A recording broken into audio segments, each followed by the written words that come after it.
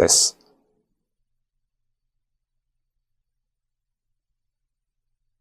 Tes 1 2 3. Tes 1 2 3.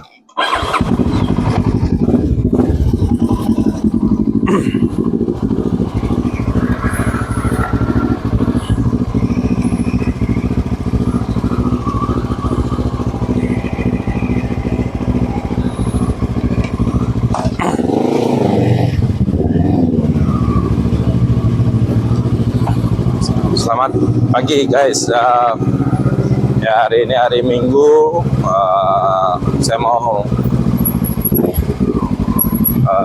gas tipis-tipis saja ke Jatiluwih ya,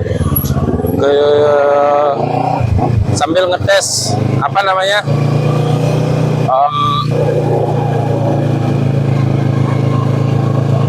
mikrofon lagi.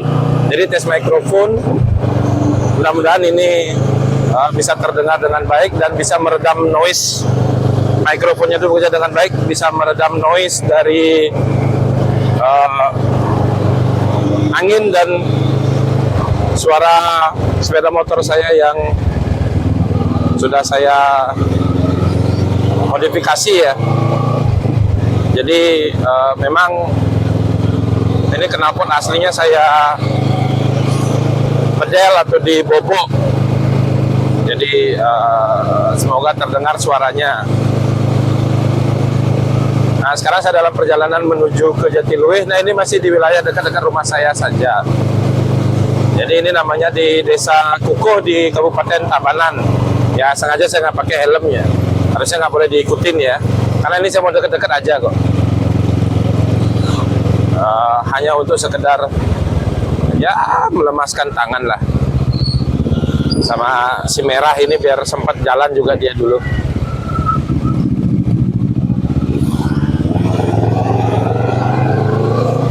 Nah sekarang ini kan masih di jalan dekat rumah saya. Nah coba saya dengarkan suara motornya.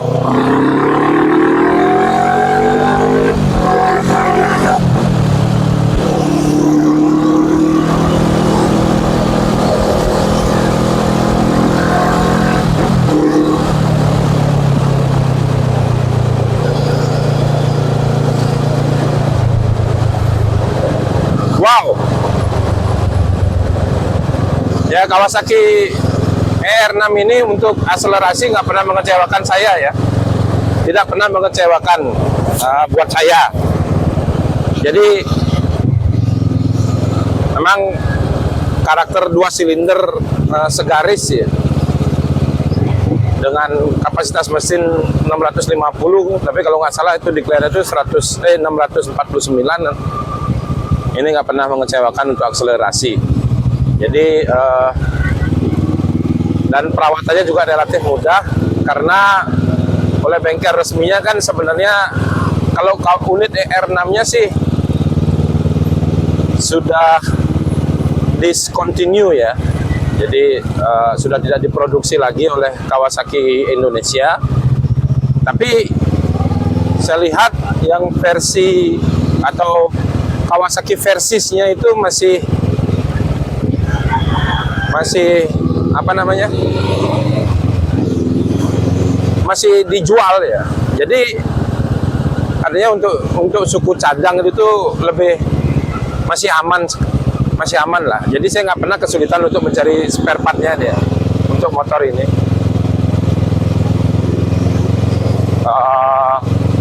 Jadi relatif gampang dirawat.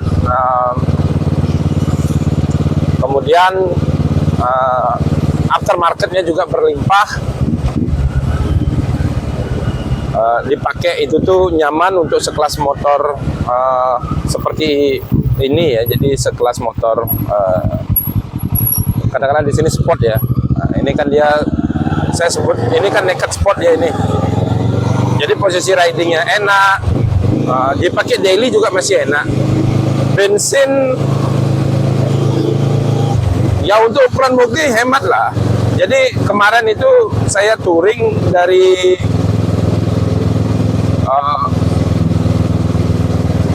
Bali terus lewat Lumajang, Ranupani, Bandengan, kemudian Bromo, kemudian ke Malang, kemudian Batu. Kemudian besok harinya itu saya dari Batu ke Surabaya via Cangar siang hari. Ya, ngomongin Cangar ya, saya selalu diwanti-wanti oleh teman saya ya, yang tinggal, yang orang asli Batu itu, dia bilang bahwa kalau memang mau lewat Cangar jangan malam bro, mendingan harus siang gitu kan. Oke ya, akhirnya memang saya melintas di sana tuh siang. Nah, kemudian dari Surabaya saya langsung ke Bali. Tentunya setelah menghadiri event ya. Sebentar, kok kayaknya mereng kamera saya. Sebentar. Saya akan perbaikin posisinya dulu.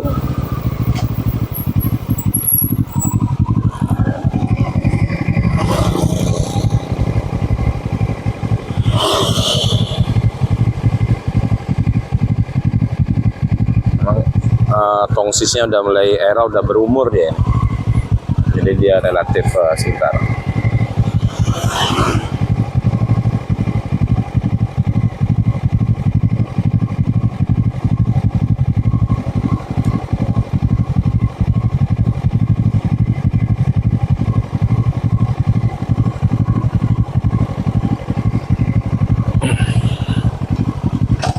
Baik, saya lanjutkan.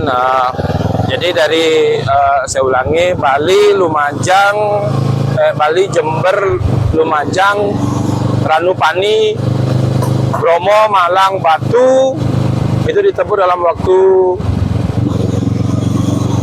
sekitar 12 jam lah, ya, sekitar 12 jam itu saya tempuh. Kemudian saya nginap di Batu, lanjut ke Surabaya. Dari Surabaya ke Surabayanya dari Batu lewat Ranupani, kemudian kok dari Batu lewat Ranupani sih, dari Batu lewat Cangar, oke, lewat Cangar, kemudian lanjut ke Surabaya. Nah itu dari Surabaya ke Bali. Nah itu menghabiskan bensin pertama full ya, jadi full pakai pertama. Itu ketika harga belum naik, harga masih di 12 ribuan, itu saya ngabisin bensin sekitar 700 ribu. Ya, kalau dihitung menurut Google Maps itu jaraknya sekitar 1.400 km. Dengan menghabiskan bensin, saya belanja bensin itu 700 ribu rupiah ketika pertama harganya masih di 12 ribuan. Kalau nggak salah 12.600. Ya, kira-kira segitulah gininya. Nah, menurut sebagian orang itu hemat ya. Ya, menurut saya juga hemat untuk ukuran moge ya. Nah, itu soal motor ini. Perawatannya mudah, bensinnya hemat, dipakai harian masih nyaman, posisi ridingnya saya suka. Jadi saya udah jatuh cinta terhadap motor ini ketika pertama kali di launching.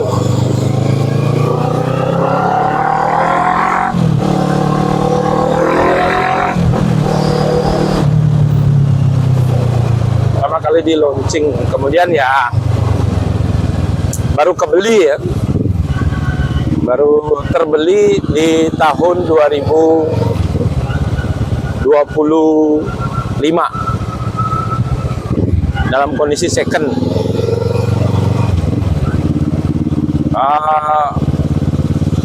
Kemudian karena saya memang suka tipikalnya tuh motor yang kondisinya standar, relatif standar. Paling modifikasi yang saya suka lakukan itu paling ya sebatas nggak yang aneh-aneh gitu loh, nggak yang sampai ke jeroan mesin. Kalau body juga paling sebatas nggak ada, malah saya kembalikan ke awal ini semuanya. Jadi tailnya saya kembalikan. Knalpot saya pasang model yang asli, awalnya dengan suara yang masih standar, tapi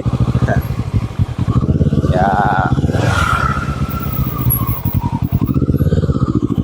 akhirnya ya pengen juga dengan suara ngebass tapi standarnya dengan knalpot model standar. akhirnya ya saya putuskan untuk memboboknya. Nah, sejauh ini sih suaranya buat saya pas ya. Nah, itu sedikit tentang Kawasaki R6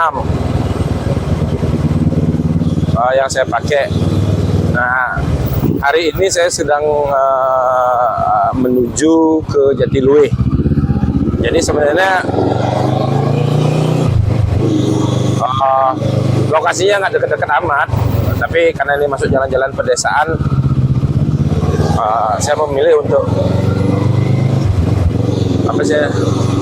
Sebenarnya nggak bagus ya nggak pakai helm ya, makanya saya jalannya santai aja.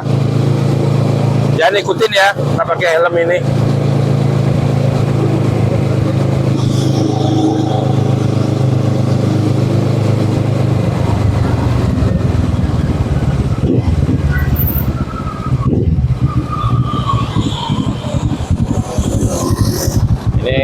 Saya memasuki di Desa Marge.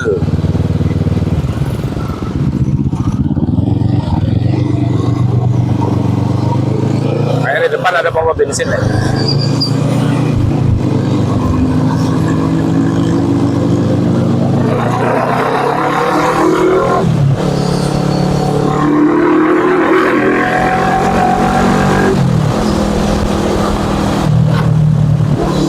Galak sekali.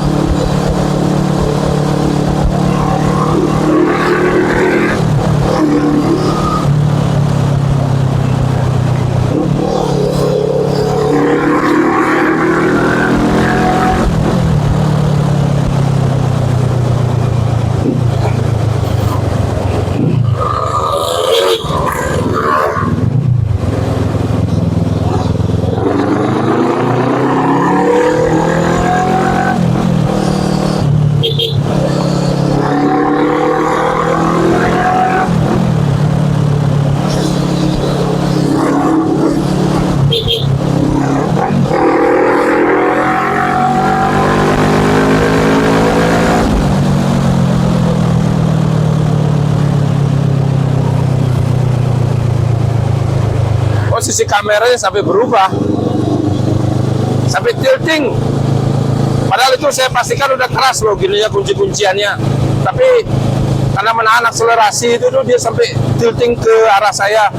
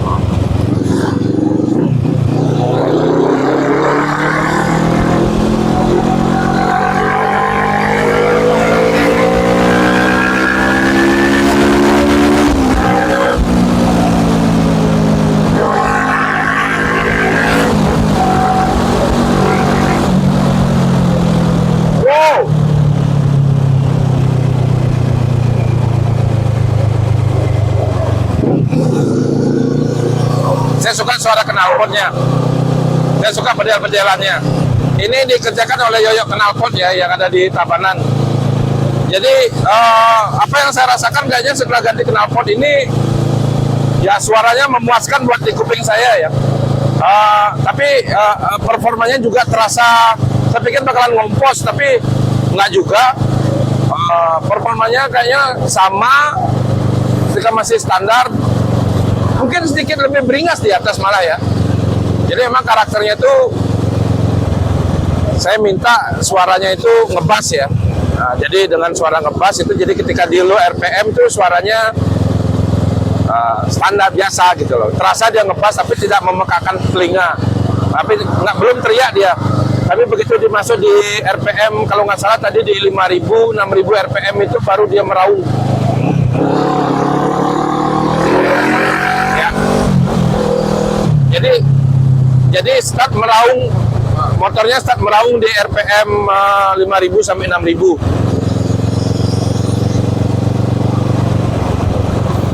Nah ini tentang pakai R6 ya. Nah, sebentar.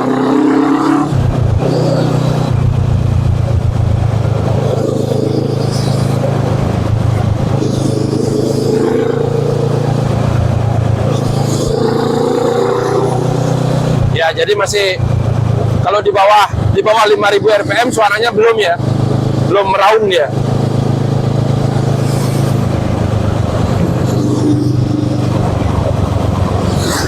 Oke, masih lagi soal pemakaian R6. Tadi saya sebutkan sukanya ya. Jadi suka duka, atau menurut saya itu saya udah memakai R6 ini sekitar 1 tahun lebih udah. Yang terakhir saya dapatkan dipakai cukup intens, sudah sempat dipakai touring, tadi saya sudah sebutkan. Sebentar, saya akan beli bensin dulu, bensinnya habis. Saya beli pertama. Maaf, semoga ada, syukur ada.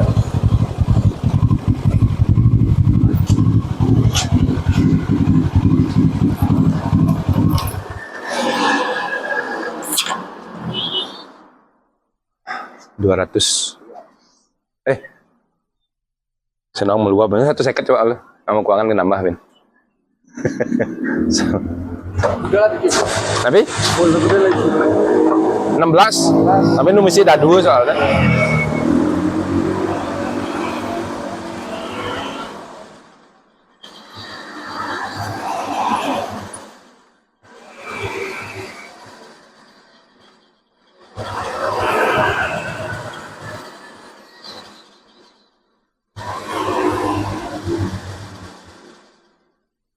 Ada hijau yang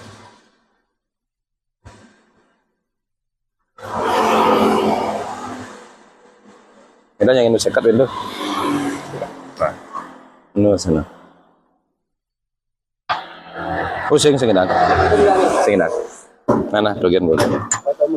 Masih meluap.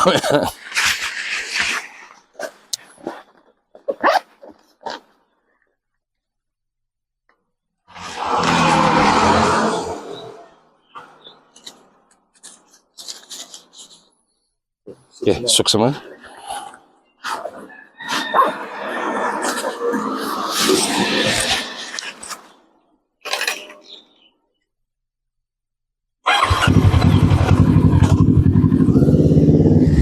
Oke, baru diisi pertama, sisa 2 bar, saya isi 150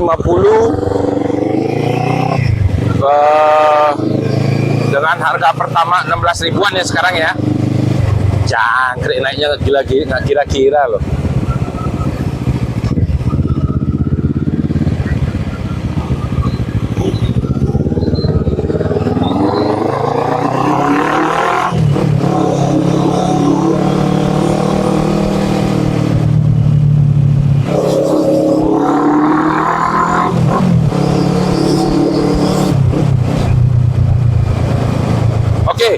Conclusion, maksudnya untuk sukanya itu motor R6 ini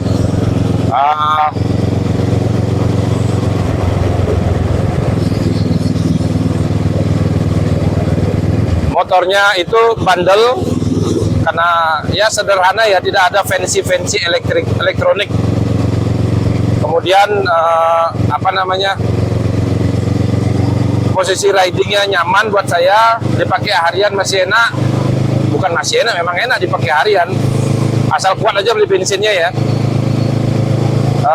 Kemudian merawatnya itu relatif gampang, suku cadangnya tersedia yang resmi, spare part after sales-nya itu banyak. Kemudian konsumsi BBM-nya relatif irit untuk ukuran moge. Kemudian, waduh, kalau top speed itu saya cuman pernah berani di 150. Kalau 50 itu tapi itu tenaga masih ada ya, tenaganya masih ada, jadi masih bisa up dia itu. Apa namanya, masih bisa up, cuman saya nggak berani. 150, 160 itu sudah mentok udah buat saya. Itu katanya konon ada temen yang melarikan motor ini sampai 200 ya. Nah, tapi menurut saya bukan di sana keunggulan motor ini. Pokoknya kalau nyari 0 sampai 140 itu cepat sekali.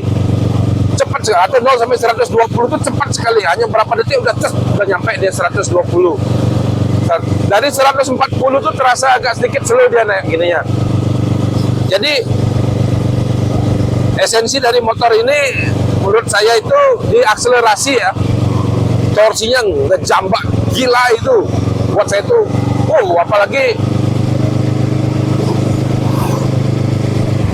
apalagi ketika di waktu di awal-awal saya beli itu. Jadi di awal saya dapatkan motor ini, kan sebelumnya tuh motor batangan atau motor cowok yang pernah saya pegang itu cuman Honda Tiger 200 cc. Kemudian daily driver saya atau daily kendaraan saya itu pakai X-Max 250 cc. Kemudian tiba-tiba itu saya langsung up ke 650 cc. Kemudian saya tarik, waduh, kaget saya. Itu sampai terasa tuh nyawa tuh tinggal di belakang dengan akselerasinya. Ya gitulah istilahnya dia. Jadi akselerasinya gila ini.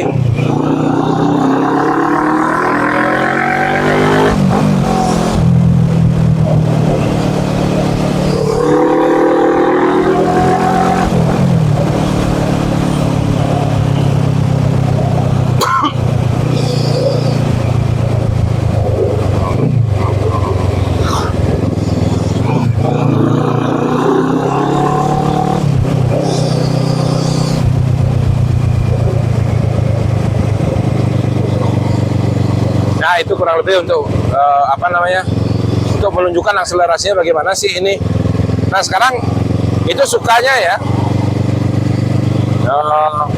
Sekarang dukanya. Kalau dukanya ya sebagai kaum kiri hore seperti saya. Jadi kaum kiri hore seperti saya itu spare part originalnya mahal ya. Saya nggak kebayang kalau di jeruan mesin. Kalau di seputaran bodi masih oke. Tapi udah menyangkut ke prinsipal atau ke mesin itu, waduh. Jadi hati-hati deh gitu. Maksudnya ketika bagi orang yang mau meminang motor ini, betul-betul harus pastikan. Yang pertama itu ya silen mesin ya. Jadi jeruan mesin itu tuh sudah intact, maksudnya nggak pernah kelihatan dibongkar. Dia tuh terlihat rapi sekali gitu loh. Garisnya tuh dari ujung ke ujung tuh terlihat rapi dia kalau yang masih perawan ya, masih original ya. Jadi kalau udah di sana itu sudah aman. Kemudian perhatikan remes-remes. Nah, saya kalau kemarin itu tuh ada remes di bagian bawah mesin. Saya nggak tahu itu apa, saya bukan mekanik. Tapi untuk mengatasi hal itu, kalau nggak salah saya mengeluarkan uang servis mungkin 1 juta. Mungkin nggak seberapa ya, kayaknya itu filter oli atau apa itu saya nggak ngerti, tapi nggak terlalu mahal lah. Tapi CC online yang semacam throttle body, fuel pump, injektor, yang gitu-gitu tuh, waduh kalau itu bermasalah harganya, waduh nggak ketulungan gini ya. Ya, kalau ganti oli itu ya oke lah. Kalau olinya saya selalu pakai Motul, saya tak tahu lupa tipenya apa, tapi mungkin sekitar 500 sampai 600 ribu sekali ganti oli itu.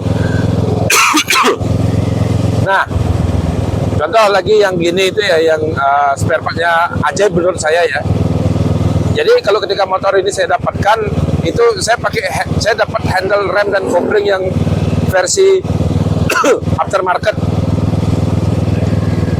Nah, dia tuh pendek, jadi dia terasa agak keras, dan saya juga nggak suka looknya gitu. Dan seperti saya bilang, kalau saya tuh lebih suka kalau tampilan motor standar.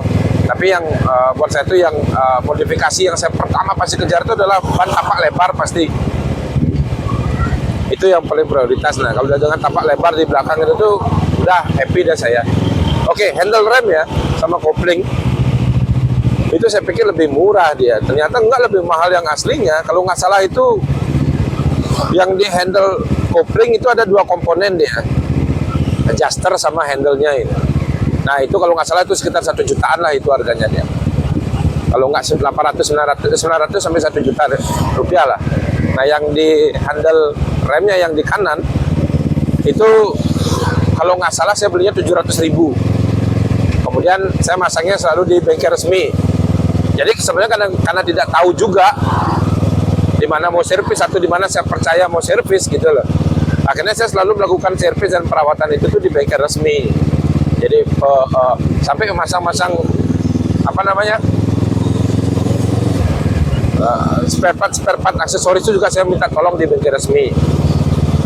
Kecuali crash bar ya, itu di bengkel saya random aja. Nah itu harga spare partnya, jadi lumayan mengagetkan. Kemudian yang paling bikin kaget itu adalah sampai sekarang itu saya masih kepikiran itu jadi ketika itu saya mau melakukan mau berangkat touring, jadi motor saya servis, kemudian saya ganti oli, kemudian dengan enteng saya sebutin bahwa ganti kampas remnya untuk ketiga kalipernya, saya bilang gitu. Sebentar, saya rame di sini.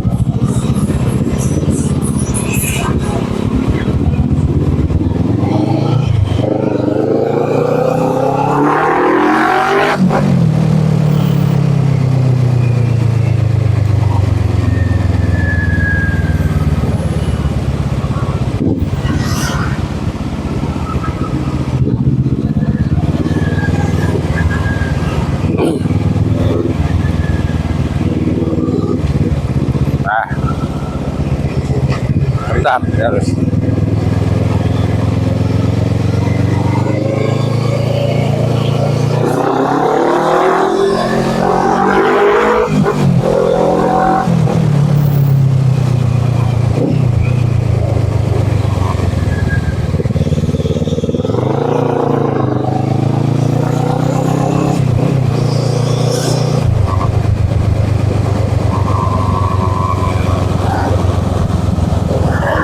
Baik, saya lanjutkan cerita ya. Jadi sebelum saya touring ke Batu itu, saya lakukan servis dan ganti oli di bengkel resmi. Ingat, saya selalu servis dan gini di bengkel resmi ya. Kemudian dengan enteng saya nyebutin ke dealer ganti kampas koplingnya untuk 3 kalipernya gitu. Oke gitu deh. Setelah itu udah saya tinggal, biasalah besoknya baru saya ambil gitu di bengkel Kawasaki. Setelah itu muncullah tagihan 3.700.000. Ingat ada 3.700.000 itu. Jadi 3.700.000 saya kaget lah gitu. Padahal kan cuma ganti oli, servis itu biasanya paling 900-an gitulah modalnya. 900, 1 juta biasanya itu. Itu pun sudah apa namanya? Sudah ada part yang diganti biasanya busi. Saya kaget, apanya kan yang ini yang mahal gitu. Saya pikir olinya yang mahal, ternyata tidak. Kampas remnya, gila sih. Kampas remnya itu kalau nggak salah total itu kalau harga itemnya aja ya, mungkin 700-800 ribuan lah per itemnya itu, plus ongkos pasangnya lagi. Jadi hampir 3 juta untuk kampas rem 3 kaliper itu. Gila. Saya kaget.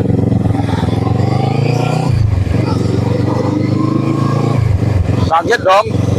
Ya, saya pikir oke lah, ini saya tahu moge. Biasanya saya beli kampas rem X-Max itu ya 175 gitu, 180 gitu kalau nggak salah ya, per 1 kalipernya itu. Saya pikir ya ini kalau moge paling ya kali 2 lah gitu. Paling saya pikir itu satu kampas rem itu 300 ribu, 300 sampai 400 ribu lah. Udah termasuk pasang gitu. Ya udah, saya udah antisipasi kalau harga kampas rem 3-3-nya itu sekitar 1 jutaan lah gitu loh, untuk 3 kalipernya. Jadi 2 di depan, 1 di belakang. Tapi saya betul-betul tidak antisipasi kalau harganya itu sampai mendekati 3 juta untuk 3 kaliper itu. Gila. Saya mau protes gimana, karena memang udah harganya segitu.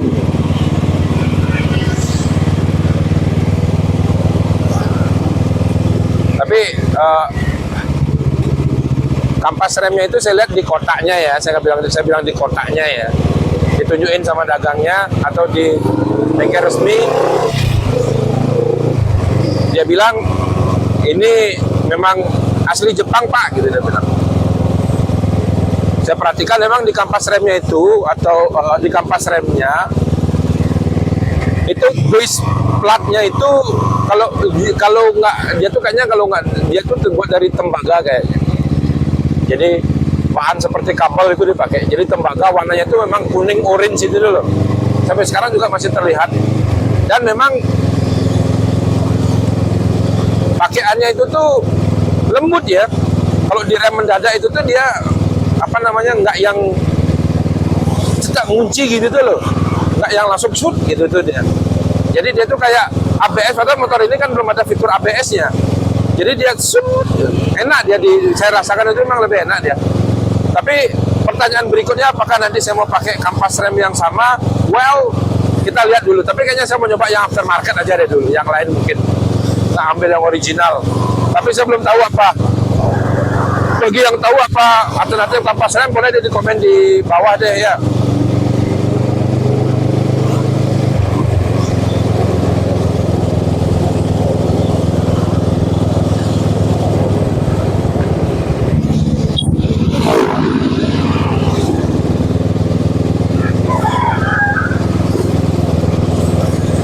Nah ini udah masuk ke wilayah Jatiluwih. Nah itu jadi spare partnya yang original itu lumayan mahal. Jadi saya sarankan bagi sesama atau yang pemakai atau pemilik R6 itu tuh mari kita sama-sama rawat ya motornya gitu. Kalau buat saya itu saya akan rawat dengan baik motornya, karena nanti supaya tidak muncul yang masalah-masalah yang besar gitu loh. Dukanya lagi pakai motor ini apa ya? Ya model, kalau model itu saya suka ya, dia ini kekar ya. Jadi model itu memang kekar. Kalau ukuran bodi itu, kalau ukuran bodi masih lebih besar X-Max saya. Lebih terlihat lebih besar X-Max-nya. Cuman ini tuh lebih berotot ya. Model, cuman kadang yang bikin agak sedih itu beberapa kali orang kalau mikir motor ini tuh Yamaha Bison gitu. Kadang di sana miris ya. Maaf, bukan berarti menghina Yamaha Bisonnya, tidak gitu. Tapi mental perasaan itu gimana gitu. Bison tuh bagus gitu. Bison itu tuh bagus, cuman ya kan kok jauh sekali gitu. Jadi ya gitu deh. Kadang sering disangka Bison yang dimodif gitu loh modelnya. Ya udah dah, memang itu gininya. Ya bukti sebenarnya model motor ini bagus adalah ya kalau kalian tahu yang motor Benelli TNT itu kan dia ngambil garis desainnya ER6 dia.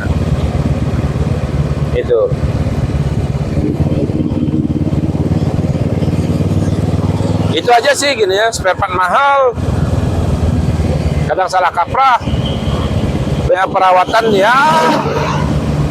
Kalau saya yang kiri hore ini yang terbiasa dengan servis X-Max, ya cukup bisa dimengerti harganya. Tapi gini, sebelum saya memiliki X-Max, itu saya menggunakan motor Xeon ya. Jadi biaya servisnya tuh murah, bensinnya tuh irit, semuanya lebih irit lah. Tapi begitu saya pelihara X-Max, masuk bengkel itu tuh minimal uang 600.000 tuh pasti keluar lah gitu. Nah, jadi karena udah terbiasa dengan X-Max, saya paham ini motornya cc-nya ya untuk sekelas Matic termasuk besar lah gitu. Ya apalagi ini yang 650 cc ya tentunya wajar lah biaya servisnya. Tapi spare partnya itu yang bikin gini. Tapi mungkin buat saya itu masih tinggi juga. Oke, ini saya udah nyampe di Jatiluwih. Saya akan stop dulu gininya.